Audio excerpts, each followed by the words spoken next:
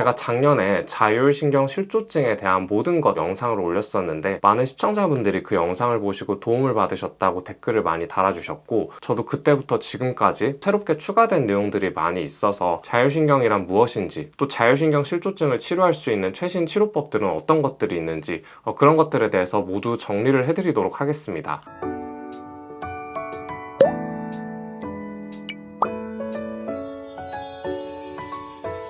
원인을 알 수 없는 두통, 가슴 두근거림, 또 불면증, 소화불량, 이런 증상들을 겪으시는 분들이 굉장히 많으신데요. 내가 여기저기 너무 아프다 보니까 혹시 몸에 어디 이상이 있는 건 아닐까 싶어서 병원에 가서 뭐 이런저런 검사를 합니다. 머리가 아프신 분들은 뇌 MRI를 찍기도 하시고요. 소화가 잘 안 되시는 분들은 위내시경 검사, 이런 식으로 여러 가지 검사를 하는데 모두 정상이라고 나오죠. 그러면 이런 환자분들은 병원에서 지금 검사상에서는 이상이 없는데 환자분이 스트레스를 너무 많이 받아서 그러신 것 같아요, 이런 답변을 듣게 되고, 별다른 치료를 해줄 게 없다고 하십니다. 근데 이게 뭐가 문제냐면 환자분들이 꾀병을 부린 게 아니라 본인은 정말 너무 힘들고 아파서 이렇게 큰 병원까지 찾아가신 거거든요. 그런데 정작 오랜 시간 기다려서 검사를 받고 결과를 받았는데 오히려 몸이 멀쩡하다고 나오니까 더 절망적이신 거죠. 왜냐하면 이럴 때 딱히 치료법이 있다고 하지도 않고 어떻게 고칠 수 있다라는 얘기도 듣지 못하고 그냥 스트레스 받지 말고 잘 쉬세요, 이런 답변을 받게 되거든요. 간혹 진단을 받으시는 분들도 있긴 있습니다. 환자분들 중에 내가 진짜 너무 아파서 지금 스트레스를 해결한다고 되는 일이 아닌 것 같다, 이렇게 말하면 이거는 신경성으로 나타나는 증상이라서 정신과에 가봐야 된다. 그래서 또 막 정신과를 갑니다. 그러면 결국에 처방받는 약들이 신경안정제, 항불안제, 항우울제, 이런 약들을 처방받게 되는데, 이게 불안장애나 공황장애나 우울증 환자분들이 처방받으시는 거랑 똑같은 약을 처방받게 되는 거거든요. 그러니까 결국 이런 증상들이 그냥 정신병의 일종이라고 되는 거죠. 환자분들은 또 여기서 더 절망을 하십니다. 제일 심각한 문제는 또 이렇게 정신과 약을 먹는다고 해서 다 낫는 것도 아니에요. 좋아지는 분들도 물론 있겠지만 대다수 제가 진료실에서 본 환자분들은 그런 약을 먹어도 내가 가지고 있는 통증이라던가 소화불량이라던가 이런 증상들이 전혀 나아지지 못하고 오히려 약물에 대한 의존성이 생기면서 증상이 더 심해지는 경우를 굉장히 많이 봤습니다. 그러면 이런 질환들이 과연 정신병 혹은 꾀병인 걸까요? 절대 아닙니다. 이런 증상들이 스트레스로 인해서 나타나는 건 맞는데요. 스트레스에는 여러 가지 종류가 있습니다. 이 스트레스의 본질을 파악하지 못해서 지금 이런 현실이 나타나는 건데요. 오늘은 그 이야기를 해드리도록 하겠습니다. 이런 원인을 알 수 없는 증상들의 대부분은 바로 자율신경이 원인인 경우가 많습니다. 자율신경에 대해서 처음 들어보신 분들도 많으실 텐데요. 제가 작년에 자율신경실조증에 대한 모든 것이라는 유튜브 제목으로 영상을 올렸었는데 많은 시청자분들이 그 영상을 보시고 도움을 받으셨다고 댓글을 많이 달아주셨고, 저도 그때부터 지금까지 많은 자율신경계 환자분들을 진료하고 또 스스로 자율신경실조증에 대해서 공부하면서 새롭게 추가된 내용들이 많이 있어서 자율신경이란 무엇인지, 또 자율신경 실조증을 치료할 수 있는 최신 치료법들은 어떤 것들이 있는지 그런 것들에 대해서 모두 정리를 해드리도록 하겠습니다. 자율신경이란 이름에 자율이 들어가 있죠. 그래서 자율신경은 이름 그대로 스스로 작동을 하는 신경이라는 뜻입니다. 우리 몸에서 스스로 작동하는 것들이 뭐가 있을까요? 예를 들면 여러분들이 숨을 쉬고 있는 걸 떠올려 보시면 내가 숨을 쉬어야겠다 라고 해서 의도적으로 숨을 쉬시는 분들은 없습니다. 그냥 자동적으로 알아서 공기를 들이마시고 내쉬는 작용을 반복하죠. 또 우리 몸에서 가장 중요한 기관인 심장을 한번 떠올려 보면 심장은 우리가 자는 동안에도 계속해서 일을 하고 있죠. 만약 심장이 멈추면 몇 분 이내에 우리는 사망하게 됩니다. 그래서 잠시도 쉴 수 없어요. 또 밥을 먹고 소화를 하는 과정을 생각해보면 식사를 할 때는 우리가 의도적으로 숟가락이나 젓가락을 이용해서 음식물을 씹고 목을 통해 넘기게 되지만 그 이후에는 우리가 하는 것들이 없죠. 몸이 알아서 소화작용을 합니다. 자율신경은 이처럼 심장 박동, 소화,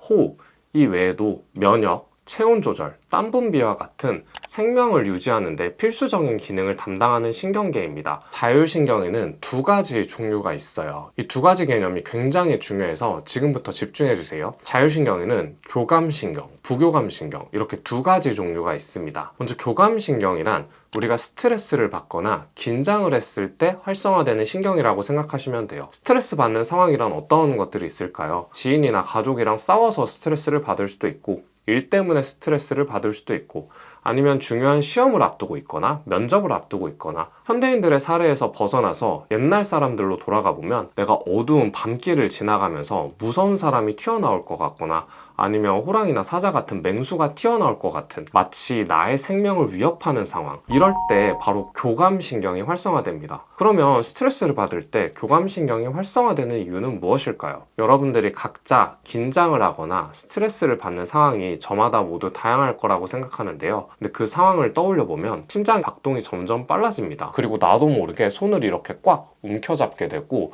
여기서 땀이 나기도 하고 또 몸이 떨리기도 하고 굉장히 초조하고 불안해지죠. 그런데 이렇게 되는 이유는 우리 몸이 지금이 바로 나에게 위협이 되는 상황이니까 너 긴장해야 돼 라고 신호를 보내는 것입니다. 위기 상황이 다가오고 있는데 우리가 전혀 이거를 눈치채지 못하고 있다고 생각해 보세요.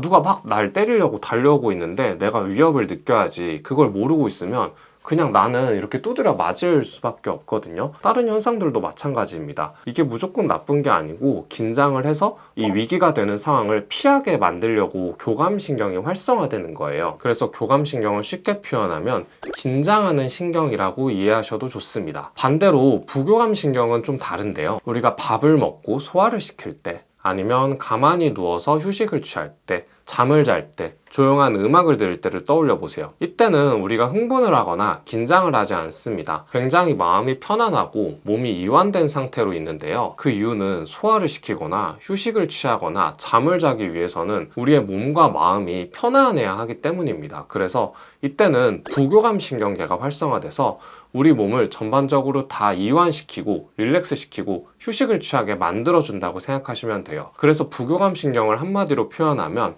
바로 이완하는 신경이라고 생각하셔도 괜찮습니다. 교감신경과 부교감신경이 굉장히 서로 반대되는 작용을 하고 있죠. 이때 많은 분들이 질문을 하십니다. 그러면 긴장하는 건 나쁘고 휴식을 취하는 건 좋은 거니까 교감신경은 나쁜 거고 부교감신경은 좋은 건가요? 그런 것은 아닙니다. 교감신경은 교감신경이 하는 역할이 있고 부교감신경은 부교감신경이 하는 역할이 있어요. 그러니까 우리 몸은 적당히 하루에 긴장을 해야 될 때도 있고 이완을 해야 될 때도 있다고 생각하시면 됩니다. 내가 잠을 자고 일어나서 아침에 이제 활동을 해야 돼요. 공부도 해야 되고 일도 해야 되고 사람이 이제 활동을 막 해야 되는 시간인데 이때 교감신경이 활성화되거든요. 그래서 아침에 심장이 두근거리고 이러시는 분들이 꽤 있으실 텐데 이 교감신경계가 활성화되기 때문입니다. 이렇게 교감신경이 활성화돼야 잠에서 깨서 활동을 할 준비를 할 수 있는 거거든요. 또 밤이 됐을 때 한 저녁 식사하고 주무시기 전까지는 부교감신경계가 활성화되는데요. 이때는 낮에 활동하던 것들을 그만두고 밤에 소화도 시키고 휴식도 취하고 잠을 잘 준비를 해야 되니까 부교감 신경계가 점점 올라오면서 우리 몸이 충분한 휴식을 취하게 도와주는 거예요. 이렇게 건강한 사람들은 교감 신경과 부교감 신경, 긴장과 이완이 하루에도 수십 번 왔다 갔다 하면서 서로 밸런스, 조화를 이루는 게 건강한 상태입니다. 교감신경이 조금 과하게 올라간다 라고 하면 부교감신경이 바로 이걸 인지해서 이 교감신경을 좀 떨어뜨려 주게 되고, 또 반대로 부교감신경이 너무 과하게 올라간다 이러면 교감신경계가 이걸 적당히 잡아주는 역할을 하거든요. 그래서 교감신경과 부교감신경은 어느 하나가 좋고 나쁘고가 아니고 상호 보완적인 역할을 한다고 생각하시면 됩니다. 그러면 다시 자율신경 실조증이란 무엇이냐면 이 교감신경과 부교감신경이 밸런스를 이루지 못하고 한쪽이 지나치게 높아지면서 이 밸런스가 붕괴되는 걸 말하는 거예요. 그래서 교감신경이 지나치게 높아지는 교감신경 우세형 자율신경 실조증, 또 반대로 부교감신경이 지나치게 높아지는 부교감신경 우세형 자율신경 실조증, 이렇게 구분됩니다. 교감신경이 우세할 때는 주로 우리 몸이 다 긴장을 하면서 나타나는 증상들이 생기는데요. 두통, 소화불량, 목 어깨나 허리에 척추가 긴장이 돼서 통증이 유발되기도 하고 굉장히 많이 뭉치시고요. 또 정서적으로 굉장히 불안하고 초조하고 짜증이 생기고 심한 분들은 분노 조절 장애까지 생기는 경우도 있습니다. 반대로 부교감신경이 지나치게 항진되면 어지럼증이 생기거나 만성적인 피로감, 무기력감, 우울증과 같은 증상이 생길 수 있어요. 이런 교감신경과 부교감신경이 문제가 됐을 때 생기는 자율신경 실조증의 증상들은 굉장히 전신적으로 다양하거든요. 그래서 이번 영상 말고 다음 영상에서 자율신경 실조증 증상들에 대해서 더 심층적으로 하나하나 분석해 드리도록 하겠습니다. 근데 그러면 자율신경은 왜 무너지는 건가요? 라고 궁금해 하실 수 있는데요. 이건 바로 스트레스 때문입니다. 근데 원장님이 아까 이게 스트레스성이다, 신경성이다, 이게 틀린 말이라고 말씀하시지 않으셨어요? 라고 물어보실 수 있는데, 제가 스트레스에 여러 종류가 있다고 했잖아요. 급성 스트레스와 만성 스트레스 두 가지로 구분되거든요. 스트레스를 안 받고 사는 사람은 사실 없습니다. 스트레스는 우리가 그냥 일상생활에서 받기도 하고 어떤 큰 사건이 발생해서 생기기도 하고 아니면 몸을 지나치게 많이 쓰면 생기기도 해요. 그런데 우리가 받는 대부분의 스트레스는 급성 스트레스입니다. 잠깐 받았다가 내가 딱히 이걸 신경 쓰지 않아도 우리 몸이 알아서 처리해주는 없어지는 스트레스라는 거죠. 또 심지어 이런 급성 스트레스는 아주 많이 받는 것만 아니면 적당히 우리 몸을 자극시켜주는 작용도 있어서 몸에 결코 나쁘다고 할 수만은 없습니다. 그러면 자율신경을 무너뜨리는 스트레스는 바로 만성 스트레스가 되는데요. 쉽게 이해를 도와드리기 위해서 실제로 환자분들이랑 나누는 대화를 설명해드리면, 원장님 저는 결혼을 하고 나서 남편과의 갈등을 겪는데 이게 하루 이틀이 아니라 시집 갈 때부터 그래서 이게 좋게 한 20-30년이 넘었어요. 이런 거예요. 혹은 저는 지금 수험생 생활을 하고 있는데 이게 잘 해결되지 않아서 지금 수험 생활을 한 5년 정도 하고 있어서 계속 좀 힘든 상태예요. 또 직장에서 받는 스트레스가 굉장히 심한데 이걸 그만둘 수는 없다 보니까 지금 그냥 10년, 20년 이렇게 참으면서 스트레스 받으면서 살고 있어요. 우리는 이걸 만성 스트레스라고 합니다. 며칠, 몇 줄 이런 스트레스 말고요. 아주 몇 년, 심지어 몇십 년 이상 해결되지 않는 장기적인 스트레스는 우리 몸에 치명적인 손상을 입힐 수 있어요. 실제로 만성 스트레스를 우리가 받았을 때 몸에서 어떤 작용이 일어나냐면, 먼저 뇌가 스트레스라는 거를 인식합니다. 뇌 기관 중에 시상하부라고 하는 기관이 있어요. 이 시상하부에서 우리 몸이 스트레스를 받았구나 라고 먼저 인식을 합니다. 그러면 시상하부는 이 스트레스를 받은 신호를 뇌하수체라는 곳으로 이동을 시켜요. 그 다음에 이 뇌하수체에서는 다시 한 번 더 이동을 시켜서 우리 몸의 아래쪽에 있는 부신이라는 기관으로 보냅니다. 부신은 신장 위에 붙어 있는 작은 기관인데, 이게 크기는 작은데 전신 면역과 호르몬을 조절하는 굉장히 중요한 기관이거든요. 그러면 이 부신에서 스트레스 호르몬을 분비합니다. 이걸 바로 코르티솔이라고 해요. 만성 스트레스를 계속 받아서 이 코르티솔 분비가 지나치게 되면 우리 몸의 교감신경이 점점점 항진이 돼서 몸이 항상 긴장한 상태가 됩니다. 우리 몸이 하루에 긴장도 적당히 하고 이완도 적당히 해야 되는데 몸이 항상 긴장하는 상태로 있는 거예요. 그래서 밤에도 내가 휴식을 취해야 되는데 긴장한 상태로 있으니까 잠이 안 오는 거고, 밥을 먹고 소화를 시켜야 되는데 긴장한 상태로 얼어붙어 있으니까 소화도 잘 안 되고 복부 팽만감도 생기고 역류성 식도염도 생기는 거고요. 또 계속 몸에 긴장을 하고 힘을 꽉 쥐고 있으니까 이렇게 목 어깨 같은 데도 아프고 또 머리가 조이는 느낌도 나고 혈류순환도 떨어지게 되고, 뇌혈류순환이 떨어지면 브레인 포그도 생기게 되고, 이런 원리로 자율신경이 무너지게 되는 거거든요. 또 그 다음으로 스트레스에 유달리 취약하신 분들이 있습니다. 우리가 자율신경을 검사할 때 HRV라는 검사를 하거든요. 이게 심박변이도라는 검사인데, 심박변이도는 즉 스트레스 저항도라고 생각하시면 돼요. 스트레스 저항도란 외부에서 스트레스 자극이 한 10 정도 들어왔다고 했을 때, 건강한 사람들은 스트레스 저항도가 5 이상은 돼서 밖에서는 스트레스가 10이지만 내가 5 정도는 쳐내고 스트레스를 5만 받고, 이런 식으로 몸이 작동을 하는 거거든요.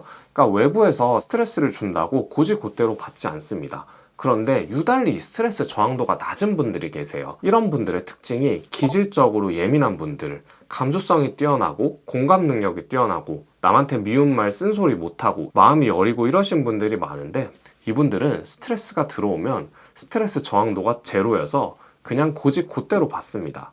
이거 쉽게 표현하면 누가 나를 그냥 이렇게 막 때리고 있는데 이거를 이렇게 방어를 하지 못하고 그냥 계속 때리는 대로 맞는 거예요. 심지어 밖에서 스트레스를 줄 요인이 없는데 혼자 스트레스를 받기도 합니다. 이런 분들은 사실 신체적인 증상뿐만 아니라 혼자 불안하고 초조하고 이런 정서적인 문제를 동반하는 경우도 많아요. 이런 분들이 성격이 예민해서 문제가 생기는 게 아니고요. 바로 몸이 예민한 거거든요. 이런 분들의 뇌 구조는 실제로 정상적인 사람들과는 조금 다릅니다. 뇌에는 굉장히 중요한 두 가지 기관이 있는데, 바로 편도체와 전전두엽이에요. 그런데 스트레스 저항도가 낮은 분들의 뇌를 관찰해보면 이 편도체는 과도하게 활성화되어 있는 경우가 많고요. 전전두엽은 기능이 저하되어 있는 경우가 많습니다. 편도체가 활성화되면 불안을 굉장히 느끼게 돼요. 즉 스트레스를 받았을 때 교감신경이 과도하게 활성화되는 경향이 있습니다. 또 이렇게 편도체가 과도하게 활성화됐을 때는 전전두엽이 이걸 인지하고 적당히 컨트롤을 해주면 또 괜찮거든요. 근데 또 예민한 분들은 전전두엽의 기능이 많이 떨어져 있어요. 전전두엽이 이성적인 사고를 담당하게 되거든요. 근데 자꾸 긴장하는 상황에 내가 정신만 차리면 이게 별거 아니라는 걸 알 수 있을 텐데 막 이렇게 막상 불안하고 스트레스를 받으면 진짜 나에게 무슨 일이 일어나는지 제대로 파악을 하지 못하고 계속 그런 불안이나 스트레스가 커지기만 하는 거죠. 그래서 자율신경이 무너지신 환자분들은 대부분 선천적으로 이런 뇌구조 자체가 예민한 기질을 가질 수밖에 없는 경우가 많습니다. 오늘은 예민한 사람들이 받는 만성 스트레스가 자율신경을 어떻게 무너뜨리는지 그 원리에 대해서 설명해 드렸는데요.